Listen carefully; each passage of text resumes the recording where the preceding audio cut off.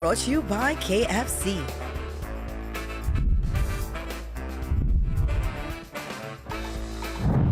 It's a brain-based condition that impacts reading, spelling, and writing. Contrary to popular belief, this neurodiverse condition is not caused by bad vision. Today on Thinking Differently, we dissect dyslexia.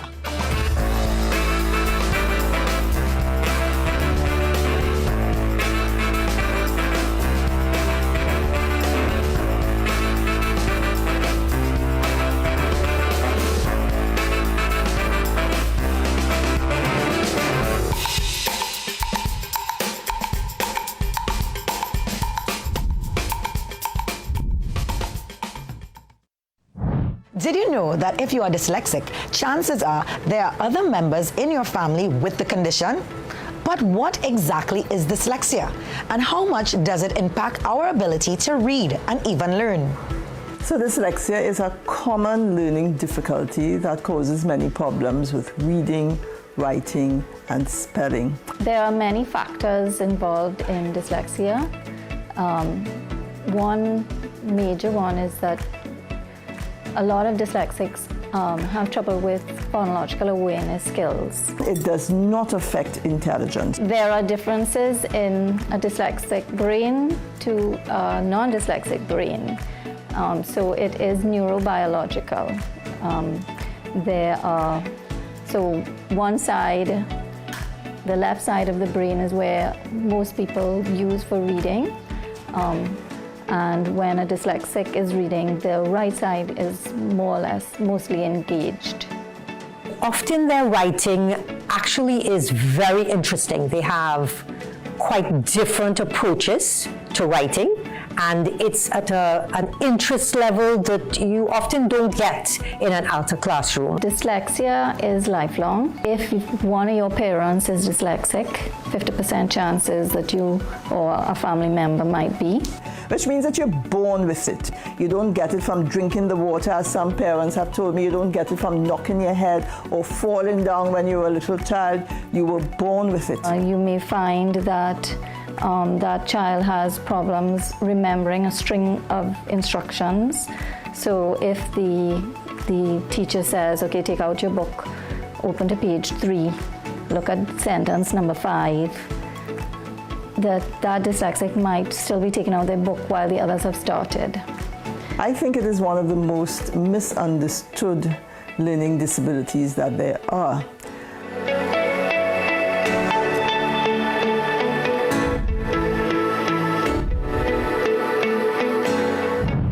If we just look at the word dyslexia, long ago, there is that definition that it is the inability to read, because DYS means inability and LEX means to read. But we have moved away very far from that basic interpretation of what dyslexia is.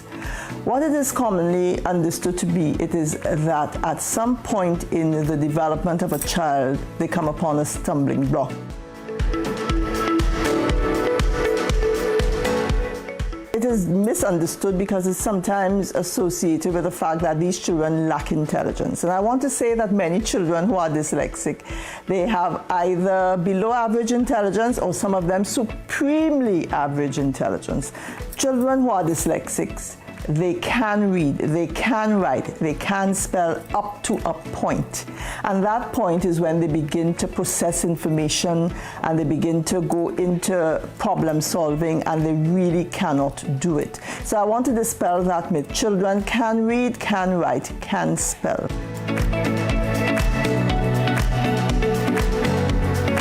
I've had a student from the university who came in because she needed accommodations in the classroom for dyslexia. But what came out instead of that was she had what is known as scotopic sensitivity. She had a sensitivity to words on white paper, for example. And as we know, all handouts are given on white paper.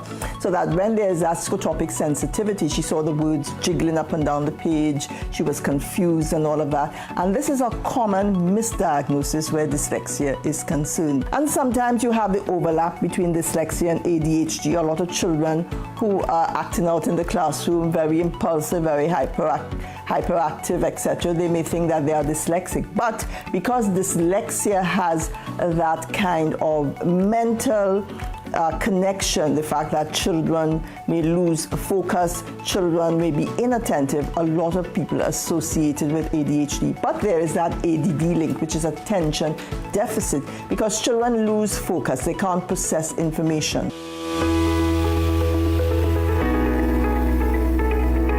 Because boys have a tendency to speak slower than girls, and they have sometimes a problem with processing of information, usually 2/3 of children who are dyslexic usually tend to be males. And I hope that we get to the point where we can link that to their mental health issues and to what may happen to them later on in the game when they are not tested, when there's no intervention and they see no other way but to go into criminal behaviors, into other areas to get the kind of success and the attention that they want. What parents would see is, I don't want to go to school today. I have a stomach ache, I have a headache. When they're doing homework on the table, after every 5 minutes they want to get up, they want to go and use the bathroom, they want to go to the fridge. At 3 or 4 they begin to write their names. So from early o'clock, the spelling, you can be alerted to the spelling. Now, this is not a tried and true for all persons who are dyslexic, because some children may have difficulties at the beginning with spelling and so, but at 5 and 6, if they continue to spell their name incorrectly, the days of the week incorrectly, you know that something is happening. Parents usually compare them to other siblings. If your sister is doing well and your brother is doing well, how come you're not doing well? So you can imagine the labeling comes in. You're stupid, you're lazy, you have the ability but you can't, you're not trying hard enough, and all of these things, which, let me tell you, very early o'clock at age 7 begins to affect their self-esteem and their sense of worth. A lot of parents tell me sometimes they're waiting outside of the school for hours for that child to copy the work from the board. Children cannot copy work from the board. Again, let's look at the brain. That movement, looking up at the board, writing it down in their work, they have erased information just with that movement. So I encourage teachers, once you pick that up, once children are staying back after school, once they cannot understand the information on the board, they're not writing fast enough, know that there is a delay somewhere there.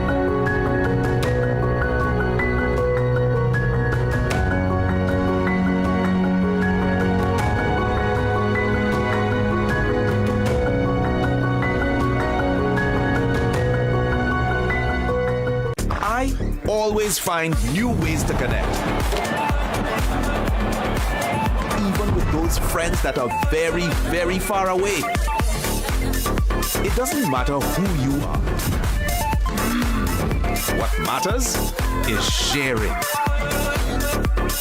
Because sharing a bucket with friends tastes finger-licking good.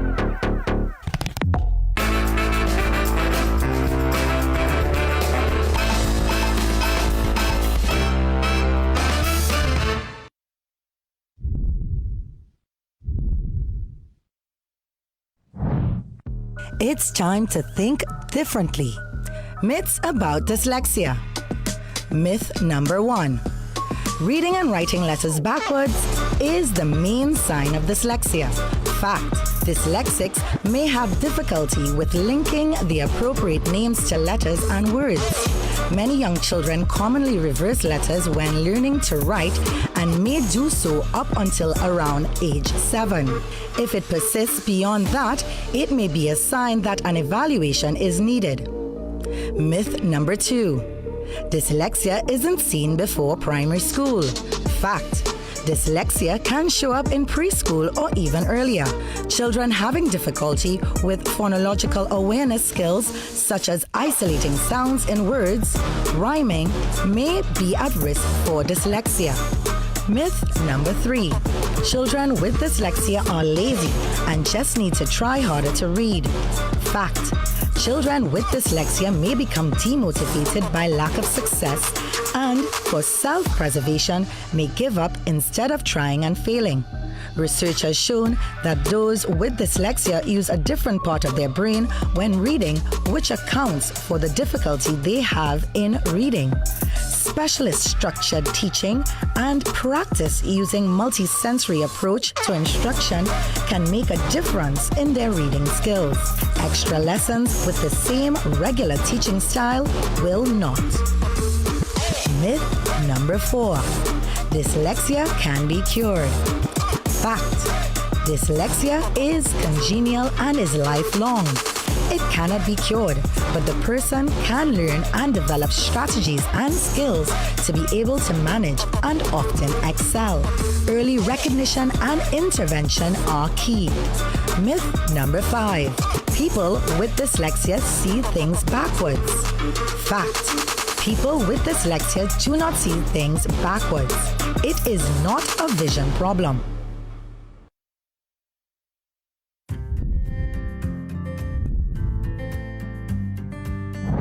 One day during class, a 10-year-old Brendan Braffett became the laughingstock of his class when he wrote a love letter to his crush and couldn't spell the word beautiful.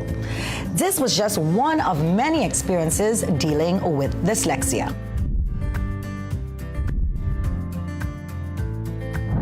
I struggled from school to school. I moved from St. Joseph Boys to TML to Cura Fatima RC.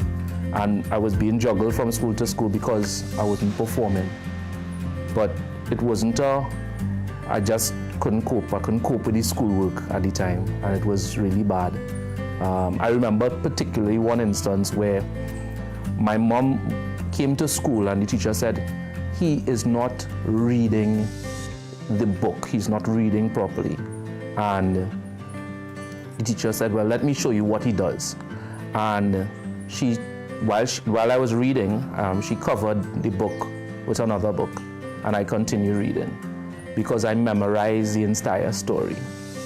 So what happened in school is that you learn tricks of the trade in order to fool your teacher and parent into education to like fit into the classroom. And that's what I had to do for a very long time. I remember dictation in TML was a nightmare. I would sit down in the back of the class and I would have hardly anything on my page because I just couldn't write. I just couldn't pick up on the words. I struggled right through because the school system not designed to cater for people like me. While I was in the A class, I was coming last in the A class. I remember I wanted to write a poem for a girl named Carla, and the story was real funny. It's like I was gonna write, A, you are adorable, B, you are so beautiful, C, you're the cutest of charm.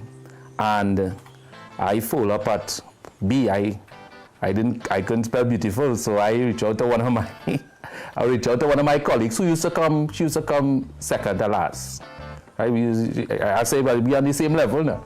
And I reached out to her and I said, hey, how you spell beautiful? And she make me out. She went and tell the entire class that I was writing a love letter and how I couldn't spell beautiful. It was very embarrassing at the time.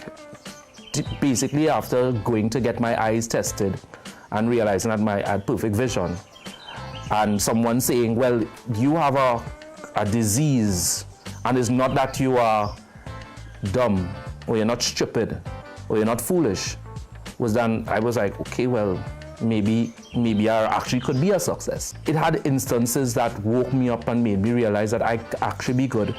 Someone had taken my notes, my notebook, and I had to, coming to the end of the term, in order to study for it, I had to get my notes.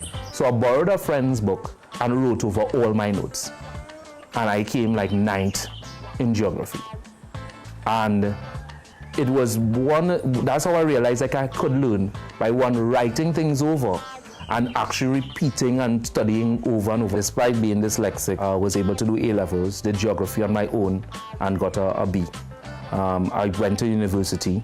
I got a upper second in tourism management.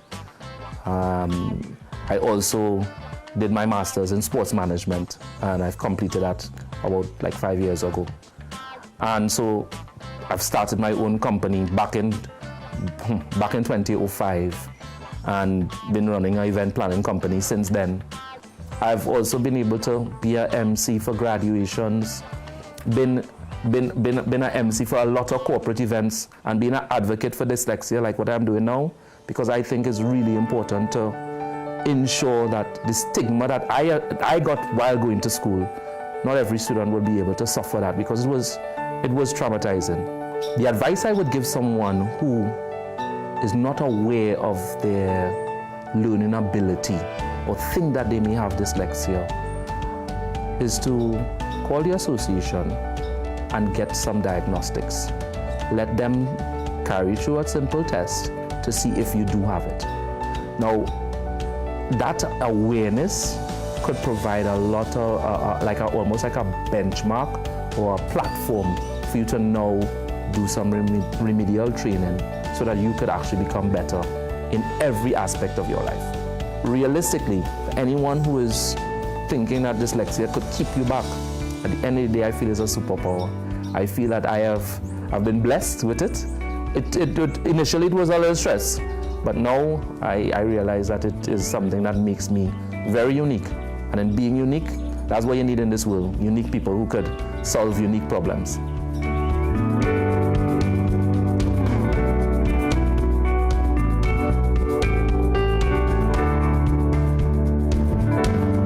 I always find new ways to connect. Even with those friends that are very, very far away. It doesn't matter who you are. What matters is sharing. Because sharing a bucket with friends tastes finger-licking good.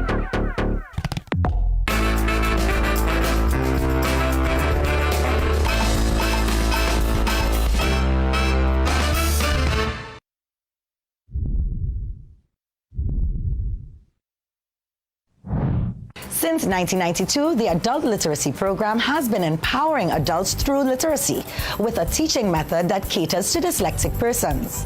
Today, its founder, Paula Lucy Smith, tells us about remedial work done by ALTA and how they specifically and effectively teach persons with dyslexia. So our program is built around the methods for teaching dyslexics. So we use a very sequential, structured approach to the teaching of phonics, to the teaching of word recognition generally. We look at word structure and breaking words into parts and really analyzing those words. So it gives the dyslexic person a structure to build the reading and spelling skills around. And we do a lot of very systematic review and practicing what's being taught. So that is something where a dyslexic can come to ALTA and they can come to a free class and get the kind of intervention that can work for them once, of course, they stay with the program. And on the understanding that with dyslexia, your learning period may be longer than the person without dyslexia. It's just a lot more difficult because your brain is thinking differently. So I guess one of the first things, if you're having tremendous difficulty, unusual difficulty with reading and spelling, is to try and find out why and to see if you are dyslexic. And you know, the Dyslexia Association does offer assessments. So, but there are things that if you have someone else to go and just go through a checklist with you. But one of the things that you can do if you don't have the means and you are an adult, you can come into ALTA. You can either go into our free classes or you can do ALTA online. You know, if you don't have that time to set aside specific time periods for instruction, ALTA online will give you a very flexible schedule. You can do it from anywhere where you have an internet connection and you have a device that can connect to the internet. So you can really go through a systematic program of instruction that uses the methods for teaching dyslexics and have success.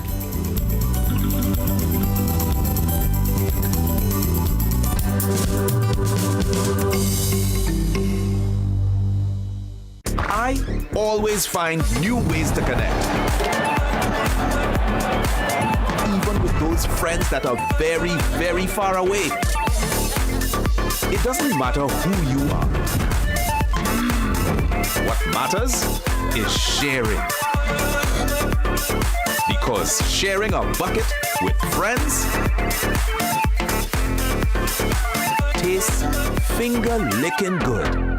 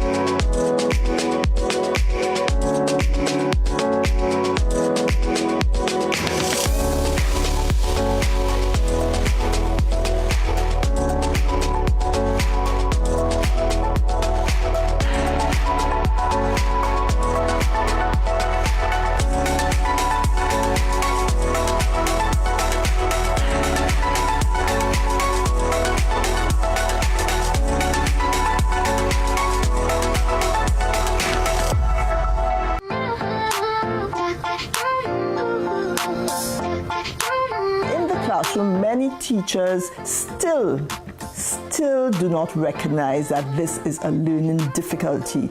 They feel it is something made up. They do not link it to a neurodiverse condition, which is what it is. Now we have three memory systems. We have short-term memory, we have working memory, and we have long-term.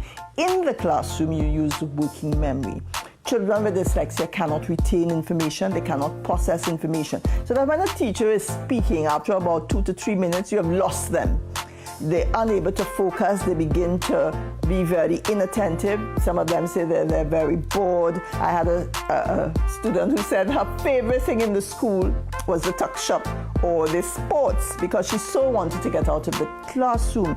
So teachers would see a child who is not focused, who always want to go and use the bathroom, who is very inattentive, who is interfering with the other children. And so what we need is for teachers to be able to understand the children in their classrooms and to give those accommodations. For example, if a student is struggling, a dyslexic student is struggling, and the homework that you give, the other children are finishing in 40 minutes. But this dyslexic student takes 3 hours. That's not fair. So when you talk about fairness, giving that student accommodations because of the difficulties that they encounter is fair. So give less homework. When you're in class, give less sums. If they can do 3 correctly, why not give them 3 instead of 10?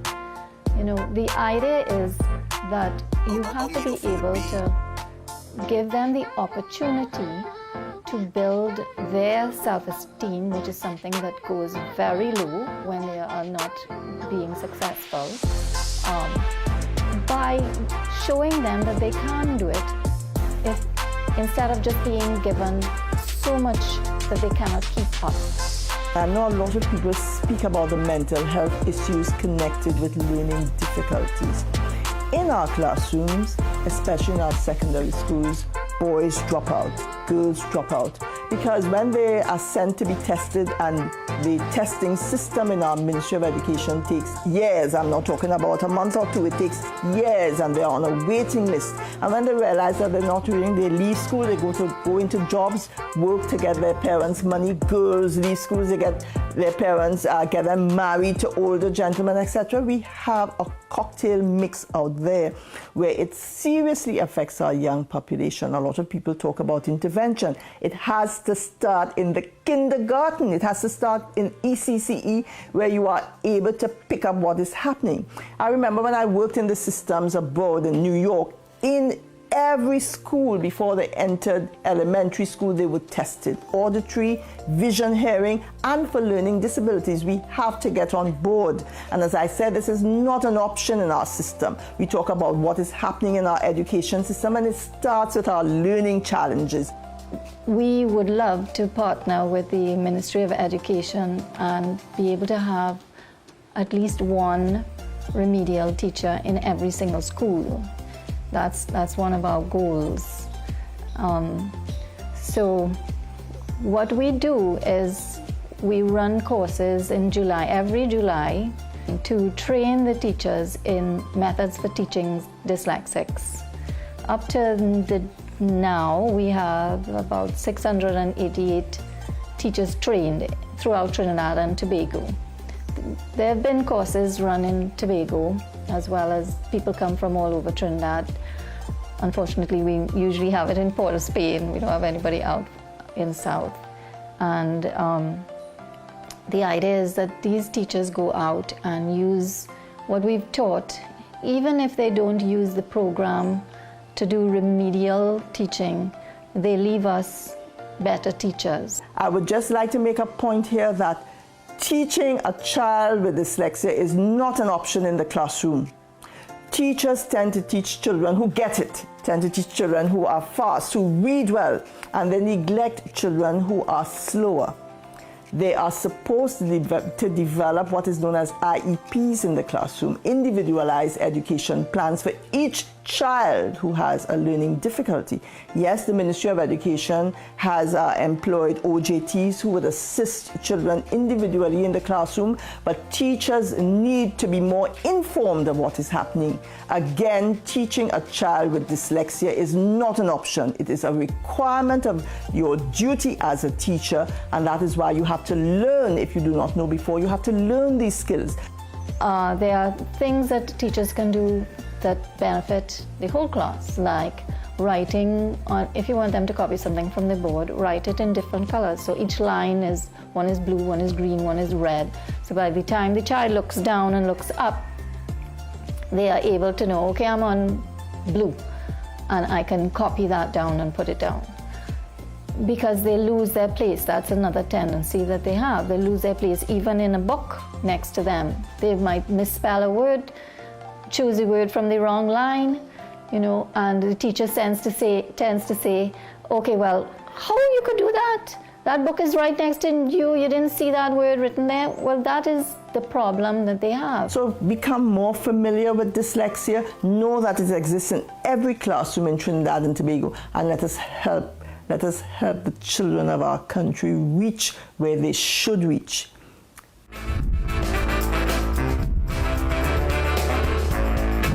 We've come to the end of our first episode where we feature dyslexia.